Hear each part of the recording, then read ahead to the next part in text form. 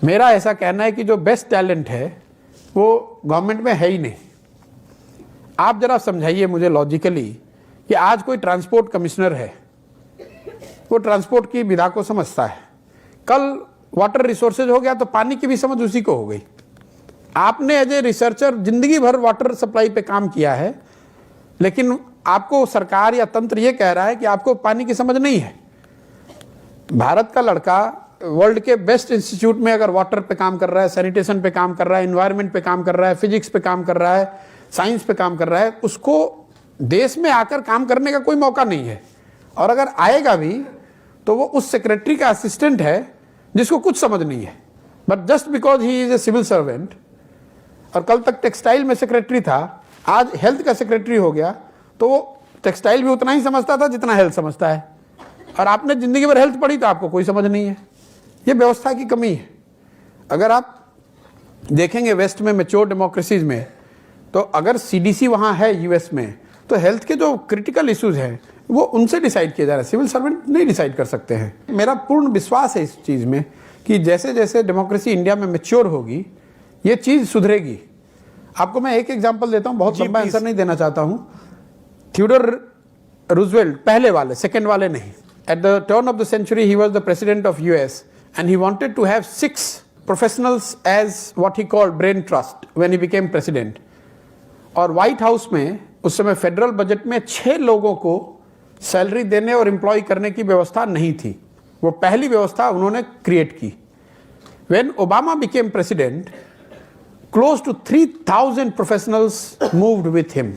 The setup in government is such that they bring 3,000 young or old the professionals. Yeah.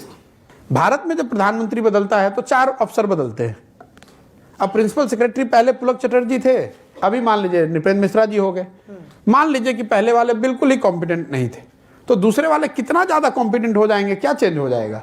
Joint secretary आप नहीं है, हम हो गए, हम नहीं होंगे, ये हो जाएंगे, तो कॉम्पिटेंसी का फर्क पड़ेगा, लेकिन उससे कोई बहुत आमूलचूल परिवर्तन इसलिए आपको डिलीवरी में दिखती नहीं है।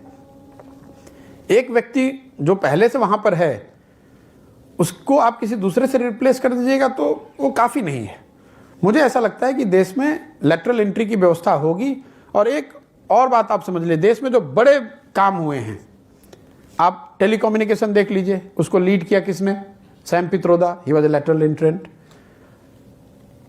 पूरा जो अमूल आप देखते हैं, जो व्हाइट रेवोल्यूशन देश में हुआ, उसको किसने किया? Kurien, he was a lateral एंट्रेंट।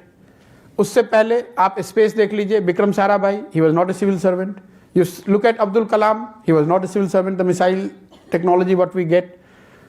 आप हरित क्रांति देख लीजिए, Swaminathan, he was not a civil servant. अगर 5 बड़े क्रांतिकारी चीज अगर आपको स्वतंत्रता के बाद लिस्ट करने हो तो ये 5 करेंगे: atomic energy, space, missile, green revolution, telecommunication and milk. All this 5 were led by people who came laterally. They were not part of the system. जो आधार है UID, नंदन नीलकर्णी। अगर 6 लोग इतना बड़ा काम कर सकते हैं, आप इमेजिन कीजिए अगर 600 लोग आए होते तो कई और फील्ड्स में हम लोगों ने रेवोल्यूशनरी चेंज देखा होता। बहुत टैलेंटेड इंडियंस बाहर बैठे हुए हैं, उनको यहाँ आकर काम करने की कोई अपॉर्चुनिटी ही नहीं है, कोई उपाय ही नहीं है। बहुत होगा तो आप आकर एडवाइजर बन जाइएगा, पेपर लिखिए, सामने वाले की, मिनिस्टर की या सेक्रेटरी की इच्छा है तो मानेगा, नहीं इच्छा होगा तो नहीं मानेगा। आप